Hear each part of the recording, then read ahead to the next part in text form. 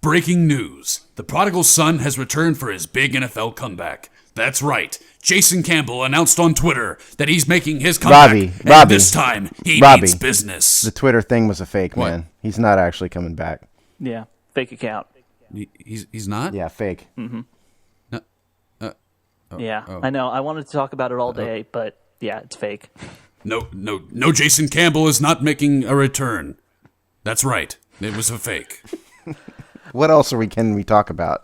Well, we got OTAs, that whole practice bubble thing that's still happening, and we're going to talk about some D-line.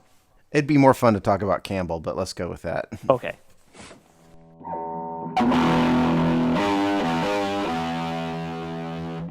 It's the Hogs Die.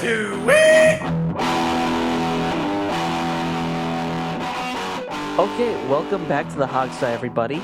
This is Alex talking to you, and I got with me Steve and Robbie. Steve, how you doing? And yes, I was the one that got suckered by the Jason Campbell thing. Sue me, people. I could have sworn I saw a blue check mark. Clearly, there was not a blue check mark by the Twitter. Everybody fell for that, though. I mean, it was very close to the real thing, just without the blue check mark. If Jason Reed had to contact Jason Campbell to see if he's coming back, and that's how we all found out it's a fake, then everyone got suckered. Yeah, I don't feel too bad, but No. I thought it was very odd that the guy hadn't played in how long? Since 2014, right? Yeah. And all of a sudden he wants to come back. He's not that old. No. He's only like 34 years old. Yeah. It wouldn't have been beyond the realm of possibility that he would want to come back. Mm-hmm. I was always a super fan, so I would have liked to see it. I always thought he got kind of a raw deal here. From the not from the fans, but when Shanahan rolled in and replaced him with Donovan McNabb, Campbell actually had better stats at that point in time than McNabb had, and I think he was never going to lead us to a Super Bowl, but I think he would have done a better job ultimately than McNabb or John Beck or Rex Grossman. Yeah, well, the ceiling fan in Robbie's room could do a better job throwing a ball than John Beck. John Beck was interesting because he was the guy who had a great attitude. He was a nice guy. He was a family guy. A solid person. He had everything you want Couldn't in throw an a ball NFL more than 5 quarterback. yards. Yeah, that was his problem. He had everything, absolutely everything you want, except he couldn't actually throw the ball. Well, Robbie, how things going with you? I'm sure you've been excited. There's been all this rookie OTA news going on. Do you guys want to start there today? Yeah, let's start there. I'm excited. We got some exciting rookies coming in to, make a name for themselves and hopefully be an impact on this team. My favorite undrafted free agent we picked up is that fullback, Joe Carriage. I know he's a long shot to make the team, but the dude plays football the way it should be played, and it's gonna be fun to see him in camp doing the same thing. I'm sure he will. That's the kind of player is he a stereotypical fullback, or is he a pass catcher H-back like Chris Cooley type, or what really is he? He's more your typical fullback, but he does catch here and there. He's a punch the guy in the face fullback, but he's not a route runner. So he as a stereotypical, prototypical fullback came to play for the head coach that probably likes fullbacks the least in the NFL. Yeah, I don't know about the least anymore. No, I don't know of many head coaches that care about the fullback position. I guess I don't know. Look, I mean, Scott McGloin and company have always preached we want the best football players. To the point where I'm sick of hearing it from him. Sure. He kind of says it all the time. And if Joe Carriage is one of those guys that's a quote football player, he's the type of guy you want around. Yeah, I agree. In some capacity or another, whether it's practice squad, whether they're using him as a backup tight end, whether they line him up 3 plays a game as a real fullback, if he's a good player, hard, hitter, well, maybe he has a place. We talked about this a lot on the last show. So, but I've always said fullbacks to me are the ultimate football position since they do everything except for throw the ball. And they get no glory for it. Like, they block, they catch, and they run. It really is the most universal Swiss Army knife of the positions out there. But it's just fallen out of favor in the NFL. It's a shame. Who else do you like, though, Robbie? I mean, I saw a lot about this quarterback from Oregon, and Yeah, interesting. Vernon Adams, he's from Oregon. He transferred from Eastern Washington. It was Eastern Washington. Yeah. Eastern Washington. Yep. So he's one of those athletic quarterbacks. Make plays with his legs. He's an interesting player. I don't know if we'll actually sign him or not, but it'd be good to have at least 4 arms in training camp to throw to everybody. Well, what's interesting about what's interesting about Vernon Adams is that he's 5'11", like 200 pounds. But he's not a burner. He makes plays with his legs, but he's running like a 4.83. I think he ran a 4.83 at the combine. Which is he's more shifty than he is.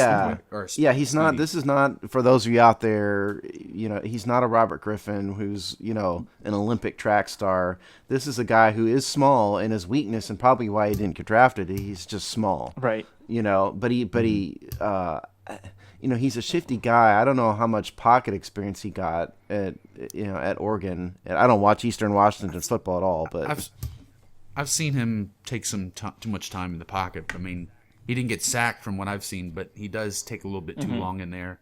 I don't see that strong of an arm from him. I mean, he makes the good throws and stuff, but I don't know. It doesn't have that zip on it like a NFL quarterback should. Well, I mean, the guy's going to be a developmental quarterback. If we sign him, he's going to be on the practice squad. Probably. Unless he just really wows us, because this Sudfeld guy seems to be, sort of the prototype of what you would want in his size, in his arm strength. Yeah, he's got the huge arm. I think it'd take a lot, and he's a draft pick. Even if it's, a lower draft pick, he's still a draft pick. So I think Adams has a long way to go to replace Sudfeld for sure. Yeah, and the only other thing I'd say is you saw this happen with the quarterback from Navy who got drafted by, was it the Ravens? Keenan Reynolds. Yeah, Reynolds. How they are going to use him kind of possibly as a special teams weapon. Yeah. It sounds like this guy doesn't have the speed to be that even for us. No. I just like to say though, folks out there, we saw some Twitter chatter from the fans this week about folks questioning Vernon Adams. Why are we signing this guy? Oh my God, he's not a pocket quarterback. He's a Robert Griffin clone. Everybody just relax. Yeah. In the immortal words of Aaron Rodgers, relax. Okay, it is a tryout, and what he's trying out for is basically a 4th arm in camp and a potential practice squad spot. This is not Jay Gruden, bringing back the ghost of Robert Griffin or anything like that. It is a tryout for a potential 4th stringer. By the way, we have another. It's not that big a deal. Rookie quarterback in OTA or in the rookie. Yes, we do thing, and no one seems to care about him. It's all about Vernon Adams. Like no one's upset about this other guy. Well, and I don't know anything about the other guy, but this guy they're upset about because he was from Oregon, and it was a kind of a running, shifty guy, and so they're the Griffin haters out there just automatically think Griffin. Right. That's why. Yeah, and the thing is, he's going to be, assuming he does sign with us, he'll be the camp's Pat White. Yes. Everyone's going to, fall in love with him for his, Pat White style play, making plays out of the pocket on the run and all that stuff. But, will he make the team? No. Yeah. See, Pat White was another guy. He had it all, right? He had a great attitude. He could run. He was a really hard worker. College stud, by the way. Like, people forget how good he was at West Virginia. He was an elite college quarterback. Yeah. Does not have an NFL arm. No. I legitimately think if you put me, Alex, Robbie, and Pat White on a football field and ask them to throw a ball, I don't think Pat White would win. He wouldn't throw it the deepest? No, I'm not sure he would. Yeah. I don't know. I have very small hands. I don't know how well I could do. Well, maybe you wouldn't be in the running, but point is, Pat White's another John Beck. Sure. Great guy. He had a little more. Pat White would be an ultimate, like, if you were to somehow try and run the option in the NFL, I would grab him in a minute, but. Well, they did do that with the Dolphins. It didn't work. Yeah. It's the Pat hour. It's the Pat White hour, folks. Moving on. Let's relive Pat White. Other names that kind of stood out to you from what you were reading about OTAs and. I did hear that running back from Tulane, what's his name? Hold on, let me find it. I have it right here. Robert Kelly. Okay. I heard he's been kind of turning heads a little bit at the mini camp. There was a little bit of chatter about him being impressive and showing some good ability. So that goes for that. And then I hope he gets in and we can get a Kelly jersey and give it to our friend Kelly. Yeah, that'd be cool. But then there's another person that you need to keep an eye on is that receiver from Richmond, the 6'4" guy. It's always good to have size out at receiver. Reggie Diggs. Does he run like less than a 4.7? I think he's less than 4.7, yeah. But I don't know. He came from Richmond, so that's probably why he didn't get drafted. Lesser competition and all. And listen, I mean, by the time people hear this episode, the minicamp's going to be over, and if we sign more than like 3 of these guys, I'd be surprised. Well, we only have 2 roster spots open unless they make more moves. So my guess would be, if I had to choose or predict who we sign, it's going to be Vernon Adams and Carriage. I mean, they're already signed. They're already a member of the roster. Carriage isn't on a tryout. Carriage was a signed player. Okay. Yeah, he's a signee. Would this Kelly guy make sense? We need more running backs for preseason. I'm pretty sure Kelly's already an undrafted free agent for us too. So Vernon Adams would be my other signee, and then the second one, there was this offensive lineman that. Talking about the big giant fat guy, Bowen. No, he's already signed to us too. There's a guard that's at the mini camp. He's huge too, like 330 pounds, mauler type. That I think is might get a shot too. So something to keep your eyes on. This is true back of the roster stuff, folks. It's you really have to be obsessive about football like we are to care about this stuff, because the odds of these guys making an impact or this year are slim. But I love watching these guys try it, and you're going to have a great story with 1 or 2 of them are going to be an impact player on the team. It's always great to see. I think that's kind of the kind of fans we all have been forever, is that we care about spot number 90 on the 90-man roster. And then we're going to care about who from that, 40-something players gets cut or, makes it into the 53, and what happens to the other guys. That's just the difference between, it's like the people who care about minor league baseball. It's not everybody, but it's us. Yeah, we're the guy that's paying attention to the single A roster, for your favorite baseball team. Yeah, exactly. Well, moving on, the other big story out of OTAs didn't really have to do with the players this week. It had to do with what they were playing on. Steve, you probably don't know this, being, as far southwest as you are, but we've had Noah's Ark level of rain in the D.C. area. I think 18 days consecutively it was raining. It's rather nice out today. I actually see the sun, but this is the first time in a long time. So all throughout the camp, the rookie camp, it was raining, and they couldn't play indoors because we still don't have an indoor facility. And you guys probably saw the stories about that, right? Yeah, I think it's hilarious that we have a professional football team here, NFL team, and the practice bubble got destroyed in the big blizzard in DC, which was what month, Alex? February, January. Yeah. Okay. So now we're in May, and somehow we can't get a contractor to get a big tent and stick an air machine to it and blow it up. Yeah. Supposedly we have the big tent. It's sitting on the side of the field. Oh, it is? Yeah. Big tent's there. Yes. You just can't get it inflated. Right. It's really symptomatic of a larger problem. Because I think some people out there are at least aware of this. I know you guys are. The Redskins facilities are subpar by NFL standards and subpar even by college standards. I've never been in the facility. I don't think you guys have either. But from everything we understand, the weight room is small and substandard.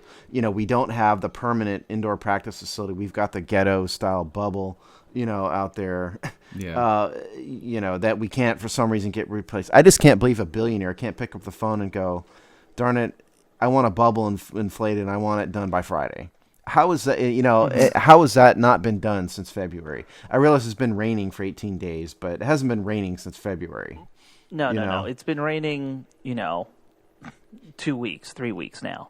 Yeah. I think what's actually going on here, though, is I think probably Dan Snyder does not want to spend a lot of money on the current Redskins park because he's waiting for somebody to build them a new Redskins park. Well, that's yeah, what I think is going on. all the talk about the whole new stadium thing has said that they're going to put a new front office facility there, which means you assume the practice facility will be there as well. But the problem with that is that you're talking a decade from now. Yeah. And so is he just going to let Redskins Park as currently concept? Yeah, Deteriorate. exactly Now, right. Do you remember when we moved into the Ashburn area? Was it in the 70s that they put the... No, it was after that. The original Redskins Park in the 80s was closer to Dulles Airport. Okay. And so they built the new current Redskins Park, I want to say late 80s, early 90s maybe, something like that. Okay, so it's about 30 years old. Which, correct. for a facility like that, that's not too bad. It's just Well, they did some needed major to- renovations and I remember 6 or they 7 did years some ago. stuff recently.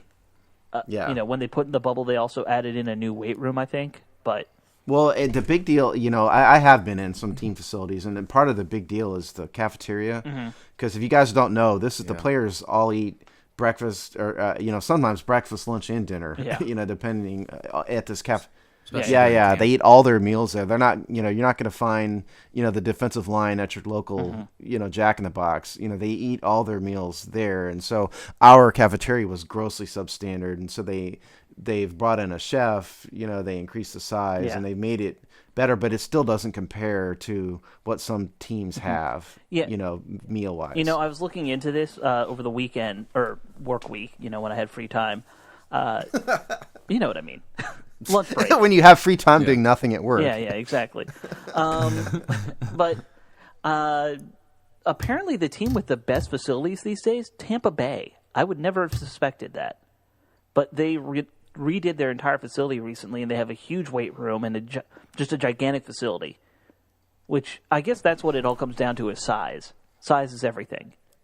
The more Well, Robbie, you tell us Yeah. what is important in a weight room. Just diversity, different things to do stuff with, plenty of space for, a lot of college teams that I know use the ropes. You squat down and do they the love ropes showing thing. that in You need a lot of space to be able montages to. because it looks cool. Yeah, it's painful. Like after a good 30 seconds doing it, you're hurting afterwards. But yeah, you just need a lot of space to do all kinds of different things. Most of these weight rooms now, the racks are you pretty much do everything there. You got your squat rack, your deadlift, and power clean all there, and on the other side is your bench spot. So you can, it's kind of consolidated, but you also have more space for other stuff. So yeah, it's just you have tons of stuff. You have the medicine balls, you have the rope stuff. You got these hurdles that they like to do as warm ups. You walk over them or squat underneath just to get your hips warmed up and stuff. So yeah, you just a lot of space and just tons of room for all kinds of equipment, the team's basically. front office that I spent some time in, their weight room looked substantially larger than what the Redskins weight room looks like in the photographs I've seen. Right. Or in that a Robert lot Griffin bigger video that was a few years ago. Yeah. It was like twice as big. A lot nicer. A lot more diversity than what I've seen of the photographs of Redskins Park. Sure. Yep. I don't know. I just don't think that the team can let it just die a slow death over the next decade. They're going to have to do something. Well, and I don't think they're going to completely let it die over the next decade. I just don't think. I think Snyder's probably got a threshold he's willing to go. Well, can't they get get US Air in there or some some local company to sponsor the building and Sure. And how is that not if the University of Missouri or whatever can do this? How is it that the Washington Redskins can't do this? I mean, it's a fair question. I would actually say location might be a factor. It's not like you have a lot of foot traffic going by Ashburn facilities. What's your advertising value? yeah, for but that? no team headquarters has any foot traffic. Yeah. They're all locked from the public. Well, but I mean more like the Chiefs. Their facility, I believe, is right by Arrowhead Stadium, so at least people see it there. When they go to games and stuff. That's my point. No one. Yeah. People don't go to Ashburn anymore. Look, I mean, if you want to build an indoor facility, as a project, you're probably talking, $20 million, Sure, maybe, for an indoor, for a hard built, real structure indoor facility. Not a bubble. Say it's a $20 million project, maybe, because there's not a lot in there but a field. No, and you're maybe basically a building locker a warehouse room and with a some field in it. plumbing and stuff. Yeah, but still, so you call it $20 million, maybe less. You finance it. I mean, who are we? We none of us have any money. It's all Dan Snyder and his choice. Right. But I just don't see how that's not a worthwhile investment. No, I agree, and I think that's what they need to do wherever the next facility is. I just think he's going to cheap out and go bubble until then. And if that means he's got to replace it every couple of years and it's a $3-5 million piece, that's not as big a deal. Yeah, I just thought the whole thing is hilarious. That it's like we're the Keystone Cops here, as the NFC East champion Redskins, and our practice bubble is literally in a dumpster. One of the most valuable sports franchises in the world, and they can't get that together. Yeah. And they don't have indoor plumbing. Nope. At the indoor facility, they have a porta-john. Unbelievably. So you're going to send Trent Williams into a porta-john if he can, in pads, if he can fit through the door. Yeah. Yeah. Yeah, I doubt it. Yep, and when you got to go, you got to go.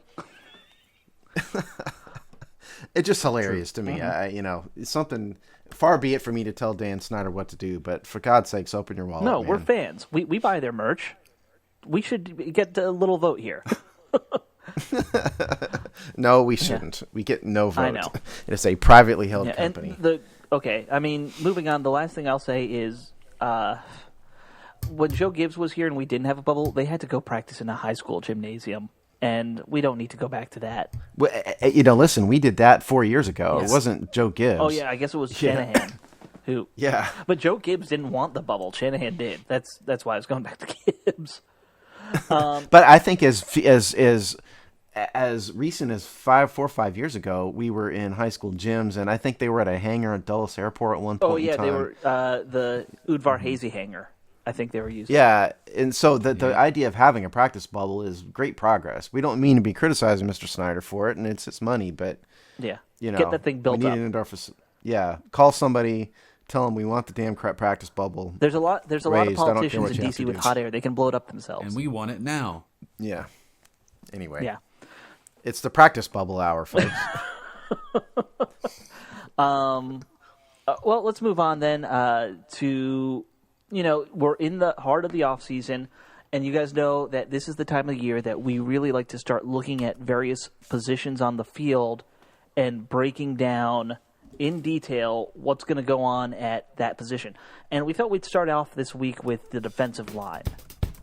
The Redskins Position Group Breakdown. All right. So, our defensive line is pretty interesting, I think.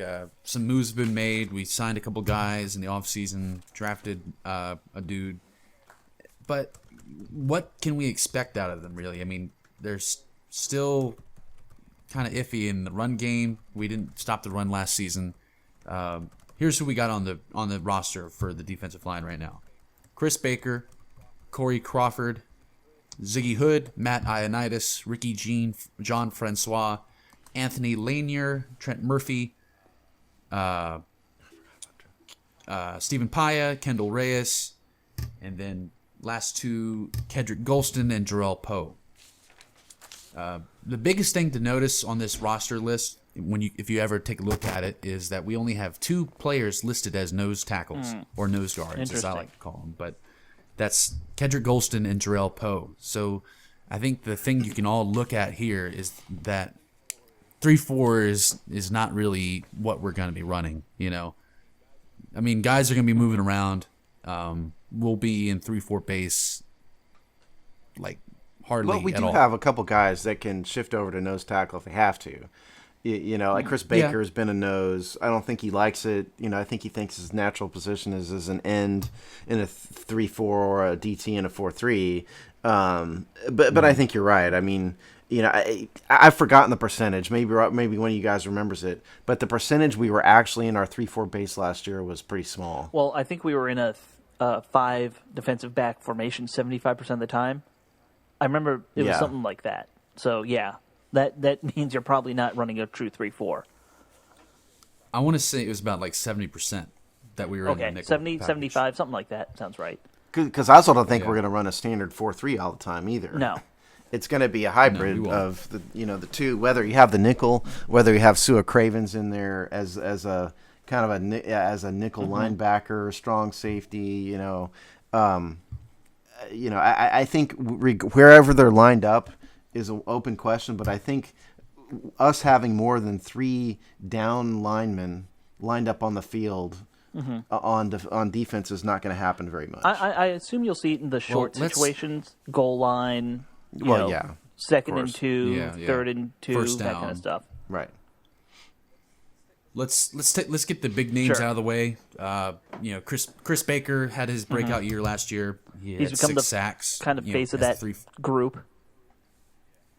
Yeah, he's like the voice and face of the defense, and 6 sacks as a 3-4 D end is pretty darn good, or even as a defensive tackle, Right. if you want to call him Yeah. that.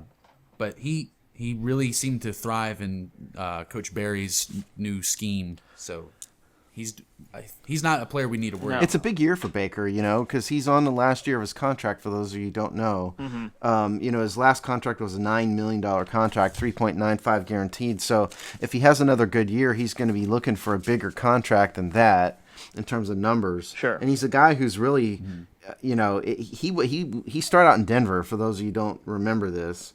Did he really? I thought we drafted him.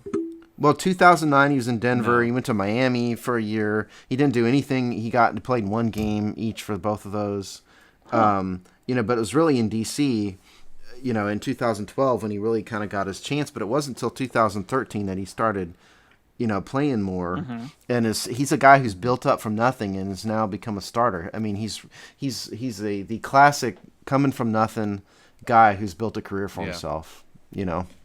Absolutely. But he's going to be looking to ball out this year, Sure. Because he wants that contract. Yeah. I mean, I think everybody saw the video of Baker at the McLuhan press conference. Saying, save me, make sure I have money. Yeah. You got enough for the I rest mean, it of was us a or joke. something like It was one of those things that was a joke, but it really sort of wasn't a joke. He was not serious, but he actually was serious. As someone who does that a lot, like I'm going to make a joke out of something I really feel like, you can tell it from a mile away when that happens. Yeah. He was like, basically, yo, Scott, don't forget about me. I want my contract. Well, and That's what he was we saying. can talk about that at a different time, I feel like, what he might bring in. Because, that's a, Steve, you might want to do a whole article like your Kirk Cousins thing on what Baker could get. It might be worthwhile. I could, yeah. Let's move on, though. Who do you see across from him, Robbie? I'll tell you, my first name that comes to mind is Ricky Jean-Francois as our starter. Yeah. You think he's going to end up being the starter? That I wouldn't I wouldn't have a problem with that, actually. I mean, Ricky was actually one of our better D linemen last year. When he got his chance to play, he was in the backfield a lot. I mean, he didn't. And there was a couple times where he was back there but couldn't make the play. But he causes problems in the backfield. He gets back there. Yeah, he gets penetration. Makes things hard on the offense.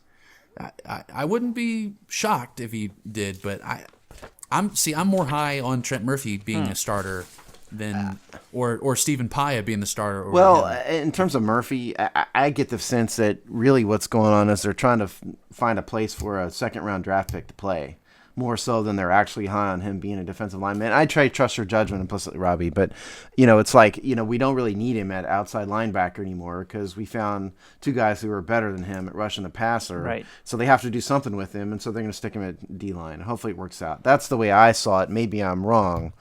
I don't know. I mean, people are writing him off. I mean, I see a lot of people saying this is like his final straw, or he'll get cut and may not even make the roster because the move won't work out or something. I think he's going to be a lot better than people think he will. Maybe not break out and be a star or anything, but I think he's going to be a big surprise on the D line. Actually, I mean, he was a stout run defender at outside linebacker. Now he can really focus more on that, and that be his specialty as a defensive lineman. Plus, I mean, he's not a bad pass rusher. He's just not no, an edge rusher. And you know, he still that's ended up why. with 5 sacks last year, something like that. Yeah, and that's the thing. He can rush the passer. It's just he doesn't have the the speed or explosiveness that you need on the edge to be a good People edge forget rusher. that So he was in college. I think he was NCAA leading sacker in his last year. Yeah. He from Stanford, Yeah, right? Didn't he Stanford come guy. from Stanford? Yeah, Stanford. He had some enormous number of sacks at Stanford, but it's just a case of he was a great for at the college level. He had the skills and the athletic ability. He doesn't really have it for the NFL to be an edge rusher. No.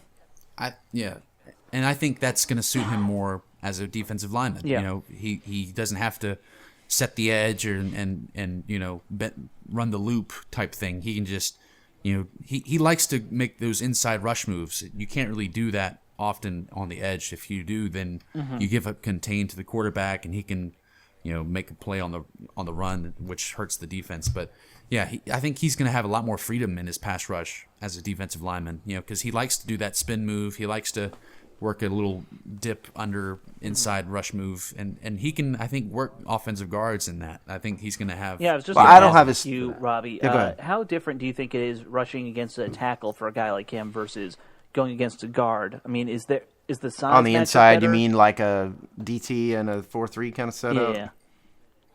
The way if him rushing against tackles is pretty much most of them are just as good, if not a better athlete than he is. Especially Trent Williams. I mean, Trent Williams could block Trent Murphy with ease just because he's just as strong and quicker And he has more 60 athletic. pounds so, on him.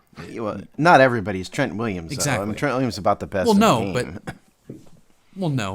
but there's still a lot of really athletic and quick offensive tackles out there that, I mean, wouldn't have that much of a trouble against Trent Murphy. I mean, he did beat guys here and there, but he's not a threat off the edge, and he'll be more so on the inside, working against lesser athletic offensive linemen like guards. Well, and let's make no centers. mistake. It is a big year for him because he's in the third year of his rookie contract. Right. The rookie contracts are 4 years. They excuse me, they couldn't extend him. Before now, but they will be able to after this year. So I think if he shows he can be a solid rotation player in the D line, he may have a future here because McLuhan has shown a propensity to keep guys who are contributors who the team has drafted. How big is he, Robbie? I don't have the stats in front of me. Yeah, Trent. Trent is 6'5". The website still has his old Yeah. linebacker weight listed, but he's about like 280 now. Yeah, and so he's got if he really is 280, 285, 290, I mean, he's got the bulk now, to do Right. it. So I've always said, I said this last year at this time, you can kind of look at the payroll and tell who the players are that are expected to be the contributors, Sure. right?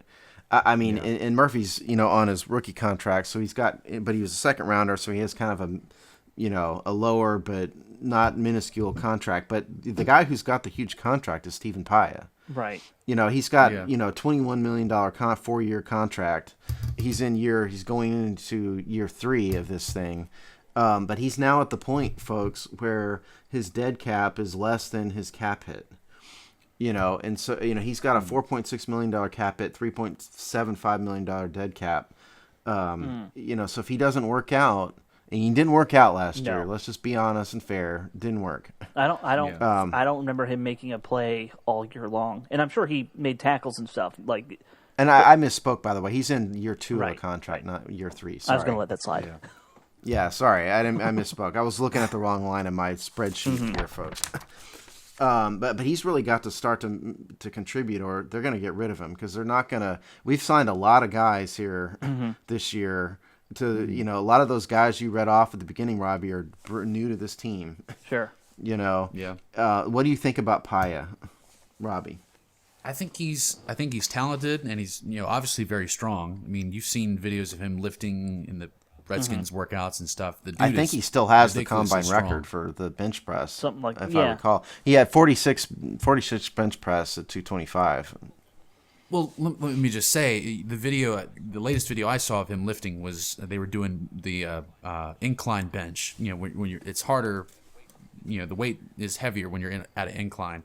He was doing 405 and repping it out.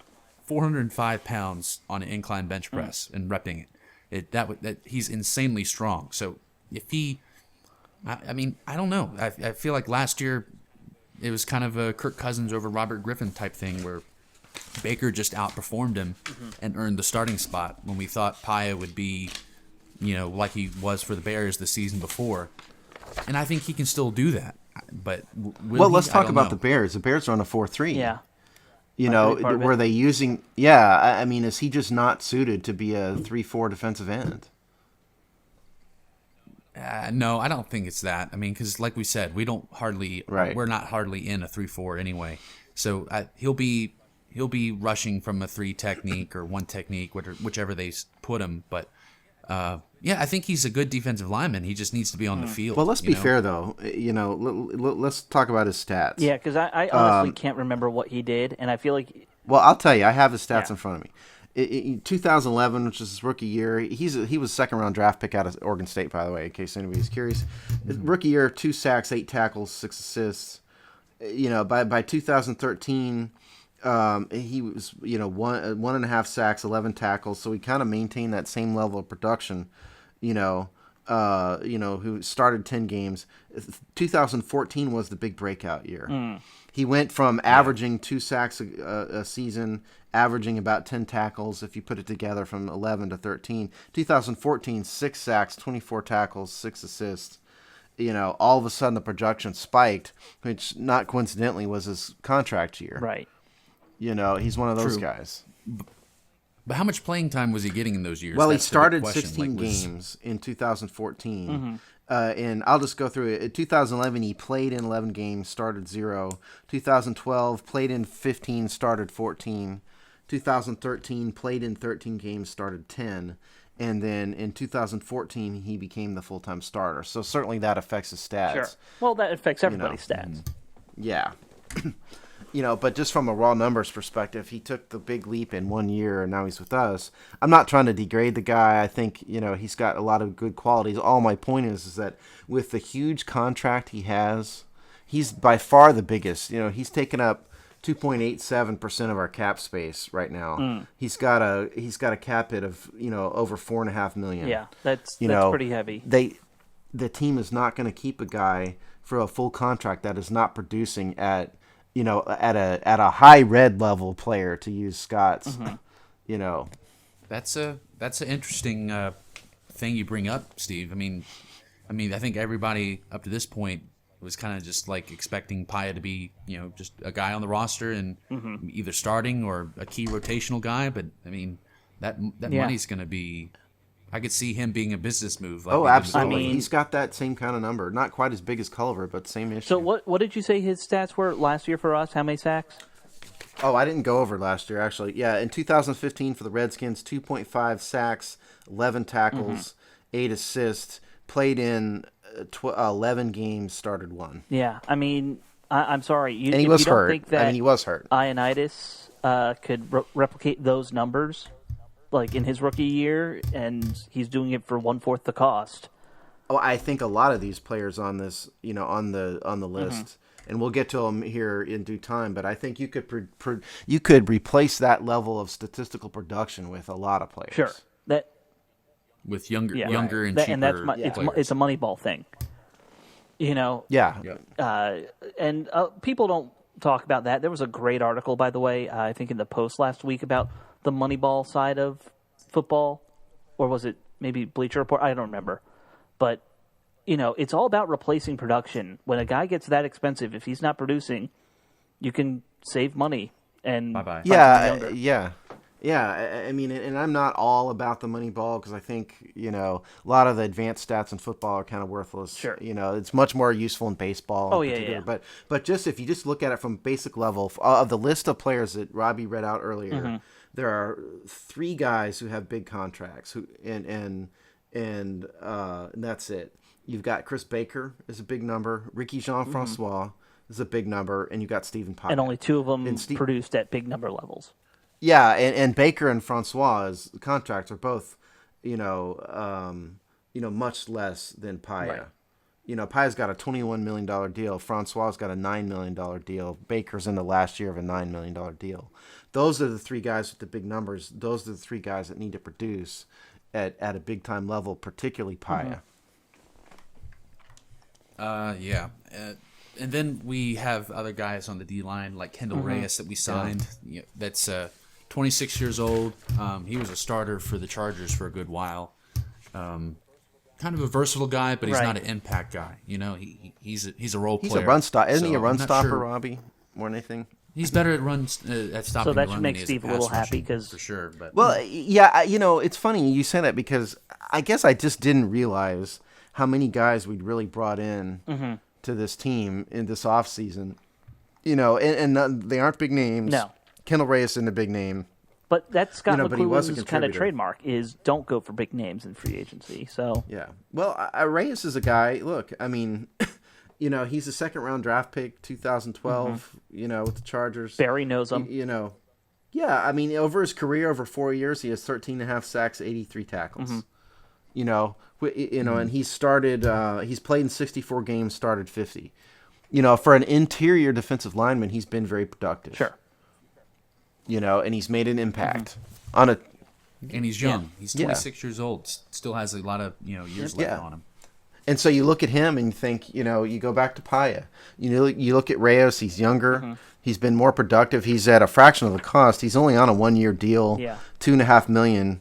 With only $1 million guaranteed. The Moneyball side of it would say, can you take Reyes and replace 90% of a Paya's production for a fraction of the cost? I'm not saying Paya's going to get cut. I mean, it's a question. But I think the more we break it down, it makes a lot of sense. And I hate, I hate that in a way because there is a cold side to the Moneyball thing where you are talking. Well, because guess what? But it is. But we're totally out of cap space right now too. Yeah, we have zero cap space basically right now. Yeah. Well, then we also have on our roster guys like Ziggy Hood, who was first round pick for the Steelers, and just didn't kind of work out. And he had 5 years with the Steelers. Then he played 2014 for the Jags and 2015 for the Bears. Now he's on our roster. So kind of a journeyman first-round pick. Sounds a little bit like the whole Adam Carricker story when we had him. Yeah. I think he's not quite as heralded as Carricker was. Okay, so. fair enough. But I'm just saying, those first-rounders who they had that potential and they didn't work out. It doesn't cost you nearly as much to bring them in and give them another shot, which is always nice. True. But he's 29 years old, 6'3", 300 pounds. He's experienced, obviously, but never, reached the potential that he was supposed to reach. Yeah, in his career, statistically, he's kind of averaging over those years between 2 and 3 sacks a year, averaging about 20 tackles. When he was playing a lot, in about 2011 when he started becoming a more regular starter, that's his production. And that's what they were looking at. And I think, Pittsburgh, which at the time, remember what Pittsburgh was back then, they had an elite defense. Yeah. They don't really have it now. But back in 2010, 11, 12, they had an elite defense. And so I think it was probably a case of they just found guys who were better than him. Yep. He never had more than 3 sacks in a season. He got 3 sacks in 2010, 3 in 2012, and 3 in 2013. He's not a pass rusher. And he had his best years tackles wise was 2012. He had 42 total tackles, 25 solo. 2013 was pretty good too. 39 tackles. Those are pretty good 26 numbers solo. An interior defensive lineman. Yeah, and obviously he's better at the run than he is at pass rushing. So again, that's something we needed to improve on. But will he actually push to make the roster? I don't know. I think he's just competition. Maybe a Well, sub-in yeah, role. but you know what? For considering he's got a 1-year contract, he's got a pretty big dead cap number. He's got $2 million in dead cap, and he's a $3 million cap hit. But it's still a lot of dead money to put on the books just to get rid of a guy. for a Yeah, big so body. I think probably the team is just based on those numbers. I think the team is probably looking for him and expecting him to be a rotational player. And it's not really a tryout contract; it's a prove it contract more than anything. I Interesting. think. Yeah. Yeah. Well, then let's talk about the longest tenured Redskin on the roster, Kedrick Golston. Death, He's- taxes, and Kendrick Yep. Golston. Yeah, he's found a way to stay on the roster every year. He's your do it all, The coaches. Yeah. A dude coach's is living player. the dream, man. Yeah, I mean, he's built lunch pail. he was a 6th-round draft pick. Yep. He's built a career. I mean, he's been at the Redskins. Is this his 10th year now? Yeah, 2006. I think 10th or 11th yeah, season. yeah, 11th year because he was drafted in 2006. Yep. It's unbelievable that I admire it so much because he's been a grinder, his entire career. He's only started 50 of 140 games, but somehow he makes himself useful every single year. Right, and he's one of those guys who I think every year it's a 1-year deal too.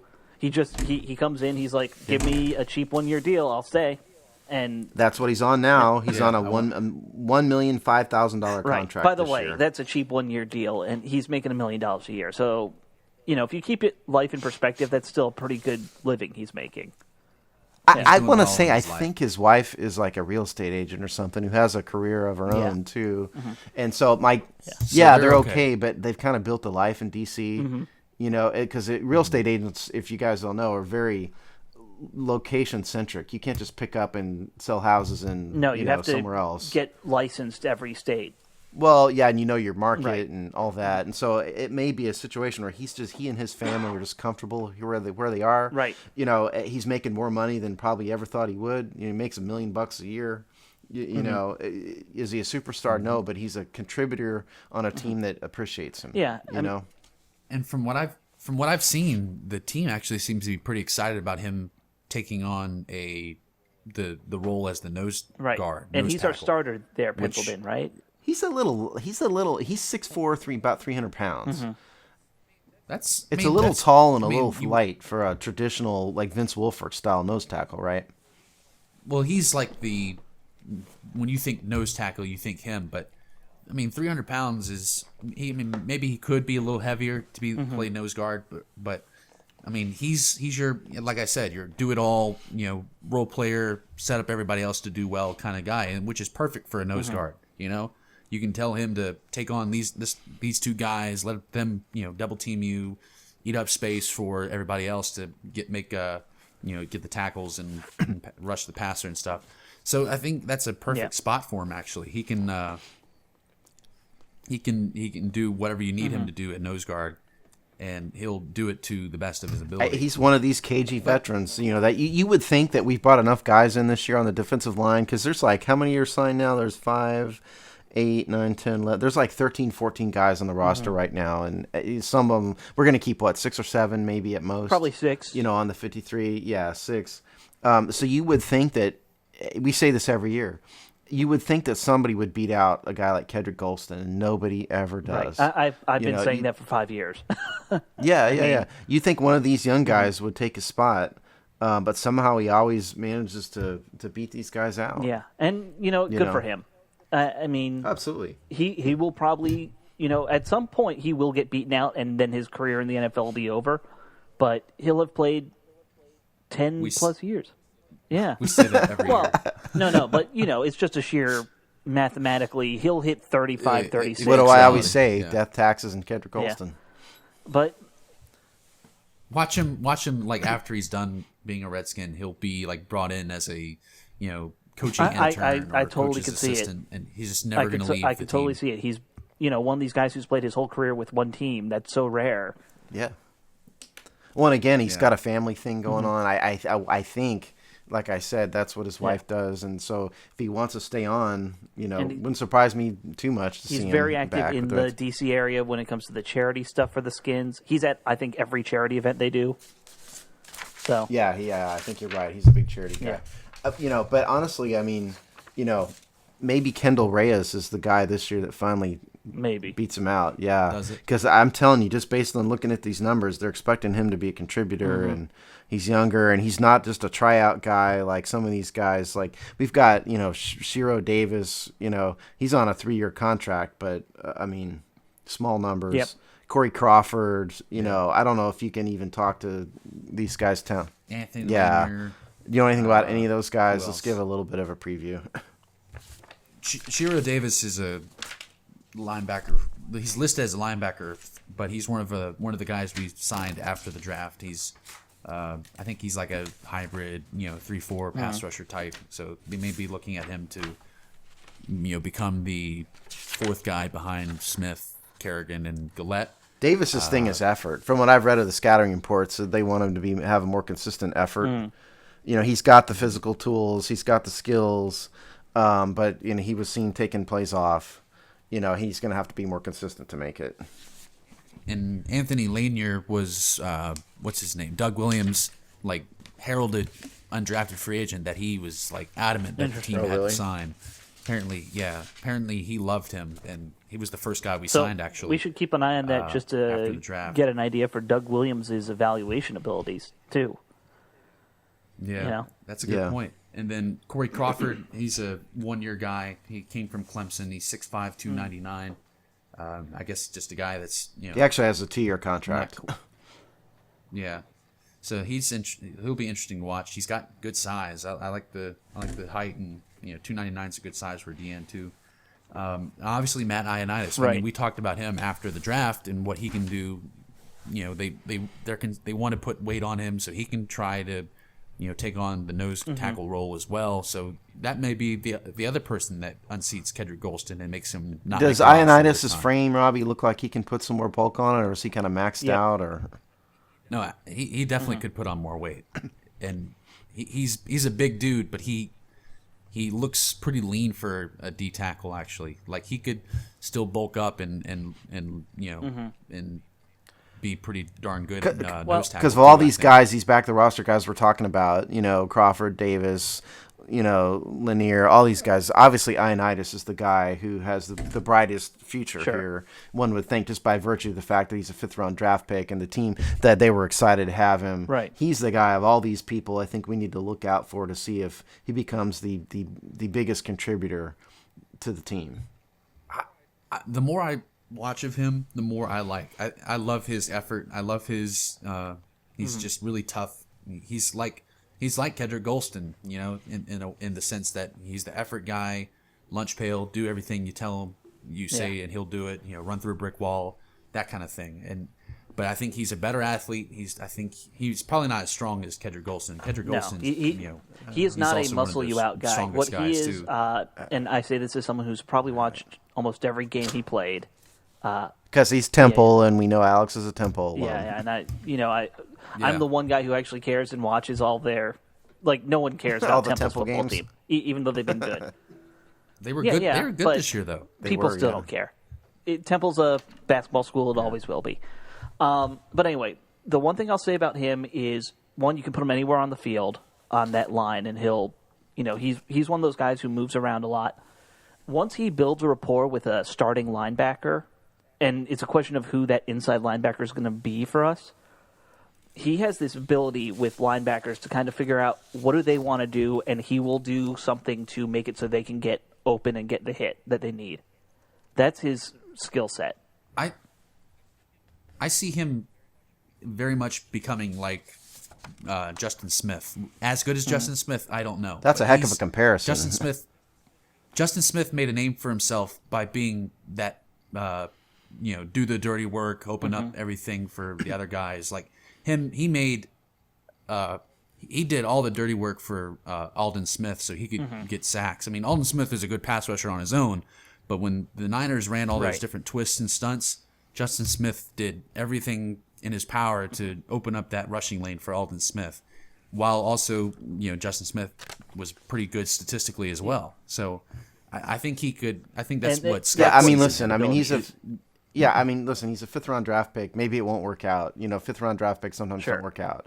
But of the guys that we have drafted, I think the team is higher on him than they would be like an average 5th-round draft pick. I guess I'll say it like that. I think they legitimately expect him to be a solid lunch pail type contributor to the team, and I think they do expect him to be the guy who's going to, him and Kendall Reyes maybe both, to be the guys that are going to help improve the run defense. He'll definitely improve the run defense, and like I said, he's that guy who wait for him to build a rapport with somebody who's a linebacker behind him, and then just kind of watch those two go to work every down, figuring it out. Yeah. You mentioned Anthony Lanier already? Did you, Robbie? We already talked about him. Okay. Yeah, I did. He's a little thin. He's 6'5", 267. Little small. Certainly has an uphill. James Gale, we talk about him. He was on the team last year. He was IR early in camp, and we never really saw him. He's 6'4", 6'4", 260. Bench guy. He's on a 2-year contract, so this is his last year. Local guy from Virginia Tech. Grew up in Hampton Roads. So I would assume some of the fans out there are probably watching this guy closely. Yep. So, we'll hope he recovers and contributes. But that's James Gale. He's around. So should we do like an early roster prediction? Yeah. Who makes the team? How many do they usually keep on a roster for D line? Like go seven? I was going to say, for a 3-4, it's going to be 6. It's basically one starter and one backup for each position. That's how you should kind of work it. Let's do 7, just in case. All right. Because we're not really a traditional 3-4. And when we do these position group breakdowns, we're going to probably do predictions every week. The number may not add up to 53. If anybody out there is that paranoid that you're going to add up our numbers every single week, this is just our guess as to how much they could keep. So if they could keep up to 7, who is it going to be? Okay. Exactly. All right, I'll go ahead. Alex? I can only really think of 6 off the bat who I definitely would have be my, starting rotation. So I'm going to go with Swaggy and Ricky John as the 1 and 2, at least to start the season. Murphy kind of coming in as that situational guy, maybe third and long pass rusher, pin your ears back guy. I'm going to put the Ion from Zion, Matt Ioannidis, in there as the 4th, and then Reyes and Goldston, and Paya is gone. Okay. I'll go next. I think we're going to see Baker, Francois, Goldston, Ioannidis, Paya, Poe, and Reyes. I think Paya's going to hang on for another year. I think Scott McGowan likes the guy. And I think he was injured last year. Sure. Don't forget that. He was not healthy almost all year. So if he gets healthy, I think he'll stay. So you don't have Murphy on your list? Did I not say Murphy? I meant Murphy too, yeah. So, yeah, Murphy, Reyes, Poe, Paya, Ioannidis, Francois, and Baker. Is that 7? I think that's 8. But is that 8? Okay. Wait. 1, 2, 3, 4, 5, 6. Yeah, shoot. Okay, we'll delete Poe from that then. I'll say Baker, Francois, Goldston, Ioannidis, Paya, Reyes, Murphy.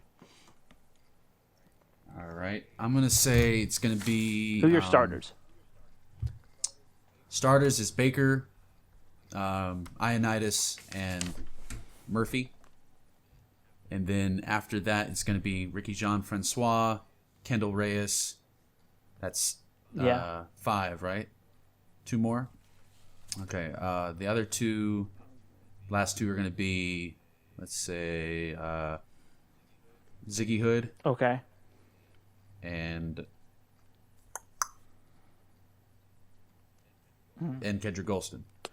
Alex, who do you think your starters are going to be? Did you say? Well, I definitely think it's going to be Ricky Jean Francois and Baker will be the 2 ends. And since I really do think we're going to go to a 2-4 kind of front most of the time anyway. I think your situational nose tackle will probably be Ioannidis. Your extra rusher, if you go to 3 linemen, will be Murphy. And I think those two will kind of swap out depending on the situation. Yeah. My starters, I think, in a 3-4 setup, Baker, Francois, Paya. Mm-hmm. That's who I think is going to start in a base 3-4. See, before you brought up the whole money thing for Paya, I would have had Paya being, either a starter or like the next guy off the bench. But I could easily see him being the, sacrificial lamb business decision type of. I could be wrong. I could be totally wrong by putting him on the roster. We've been wrong before this week. Yeah, because I think I was the one that brought up the money issue. Yeah. As you guys would point out. But I do. At first, I just have a feeling that the guy's going to come through. I don't think he wants to go out like that. I think he's going to be healthy, and if he's healthy, he did do good things at Chicago. Sure, he really did. So, but maybe I'm wrong. It's a numbers game, and it's two different numbers games. Game. So, yep. All right, last thing on our list, guys. Let's just change up. We asked a poll question. This week's poll question. Yeah, this week's poll question. I had one poll question that got rejected by the group. So, Steve, you came up with something better. Yep. The question this week was, what Redskin is poised to have the best breakout year? The options were Trent Murphy, Preston Smith, Matt Jones, or other. And we asked if you voted other to explain in the comments what your other was. So, before I read the results, did either of you guys vote in the poll, first of all? And if so, who'd you vote for, and guess the results? I did vote. This was the breakout year. Breakout, right? Yeah, breakout player, Murphy, Smith, or Jones. I did vote, and I think I voted Matt Jones. Okay. Actually did vote Matt Jones, too. I did not vote because I don't have a Twitter. Yeah. Other than I did not want to vote in our own poll, through the Hogsty. If I had voted, I would have voted for Smith. Well, I didn't. I waited till there were shock. like 40-something responses, and then I was like, well, my vote won't matter as much in terms of changing the percentages. Every vote matters. Every vote counts. I'm Remember, in it's DC, an election year. never Every matters. vote counts. yeah, except if you're in D.C., that means you have taxation without representation. Right. But I voted for Jones, and I think for me, it's not necessarily I think he's going to blow up. He's listed as the starter, and I don't see anyone as the obvious competition right now. Yeah. You guys, I'm not going to we talked about Jones last week. I don't have a lot of faith he's going to be good. Okay, here are the results. Oh, what do you guys think the fans voted for? I'm thinking Smith. Robbie? Yeah. It was Smith, but it was close. 51% of the people voted for Preston Smith to have the best breakout year. 40% Matt Jones. Very few have faith in Trent Murphy, only 6%. And then the other bringing up the rear at 3%. So those were the results. And just a few comments. Nate the Great first, at Nate the Great first. He voted for other and claims that Morgan Moses is going to make the biggest jump. Says he improved a ton this year. That's not a bad reason, or not a bad pick. Yeah. I could see that. And John Tryman voted for Niles Paul under other. Says, I think Niles Paul breaks out and surprises many as a legit tight end, a second string tight end. Remember, he beat out Reed for the first tight end before his injury last year, which is a good point. Now, he was the starting tight end last year. But just to kind of explain why we picked the guys we picked, Niles Paul is on his second contract at this point, and we wanted to get guys who were on their first contract. We didn't say all that in the Twitter, but no, that's not why I did. We deleted the rookies. Yeah, we deleted the rookies, but I also suggested getting rid of guys who are in their second or third contract. That thought didn't even go through my head, but it's a good point. But it was Alex's rationale, which is legit. I hadn't frankly thought of that. So, and there, there is a lot of support for Jones out there. There's a few folks who think, for basically the reasons you said, that Jones is, he's the guy out there. He's going to get the shot. So Smith is going to have to compete with Gillette for time and, things like that. Yeah. So that was the poll. I'll give Jones a shout out. Marcus Lee at Shy Marcus says, with the wide receiver tight end weapons available, along with his own big play production from screens, Jones could exceed 1,500 total yards. So if that happens, if he produces 1,500 total yards for the year, that would be a 500-yard success for him, which is impressive. Unqualified. Yeah, because he's not going to have – that means he's a 1,000-yard runner basically, because he's not going to – be a pass catcher for more than 500 yards. I don't Probably think. not. Not given the passing game we have. But he had 300 in the passing game last year or so. So, Yeah, but I don't think it's going to go up that No. much. but I'd be happy if he can produce 1,000 again, and that just be where he is. Then at least he's a rotational guy, and Yeah. Because I never would said he needs to be cut or no. anything. I just question whether or not he's a franchise Steve, tag. do you want to if- give a Right. who you would say you think's going to have a breakout year? Oh, I did. I said Smith. Oh, you said Smith. Preston Okay. Smith. Did I say it? If I didn't, I'm Preston Smith. Okay. Yeah, Yeah. you did. I remember. Okay. I just didn't want to vote for the Hogsty Twitter. No. you know. I On our own tend not to poll. vote on polls. I wanted to wait and see what other people were thinking first. Yeah. We had good response on this one, so thanks, guys, for voting. Yeah. out there. Thank you guys very much. Yeah. Um, Thank you. Yeah, I think that's it for the list of stuff. Anything else that we forgot to talk about, or you guys want to throw out there? You guys watching Game of Thrones, Alex? Are you I am caught up caught with it? But yeah, they're going a little quickly. It's They're going. R plus L equals J. Yep, It's obviously. I think we all thought though that the last episode with the Tower of Joy thing was gonna be the big No, reveal. and they're it was a saving big that for the dud. end of the season. just it was Yeah. a, it was Yeah, a it was a big tease. dud. Yeah. Well, it was. Yeah, It was a badass crazy fight, though. violence, which they're doing a lot more of that. They're killing off people right and left, which I like. There's been a lot of deaths Yeah. already, hasn't there? Yeah, a lot of major characters. And John leaving the Night's I think the Watch, Game of that Thrones was- is. I was fist pumping Yeah. the whole time. Well, I after think he knew that had to Yeah, happen, right? I mean, he couldn't just sit up there. I think Game of Thrones is the only show that could hang a child and get applauded for it. Yeah. That or have a pack of dogs maul a mom and Yeah. a newborn And then baby. cut off a wolf's head, and plop it on a table. Mm-hmm. You know. That's not a good sign, it's- by the way, for that character. They're No, I see. I have a feeling that it's all a trick. I don't think that really Right. is the direwolf's head. I think that they're setting up Ramsay Bolton for a red wedding. Well, type surely thing. they're not just going to let Like- him flay the poor kid. Well, surely that's not going to happen. maybe not. No, I think it's all planned. It's some sort of way to I think so overthrow too. Ramsay. But historically, anytime they kill off a direwolf, it ends up meaning another Stark dies. Like, it's a weird thing in Game of Thrones nerddom. Oh, really? Yeah. There's always a Well- correlation between killing a direwolf and the Stark dying. Well, let's hope Yeah. not.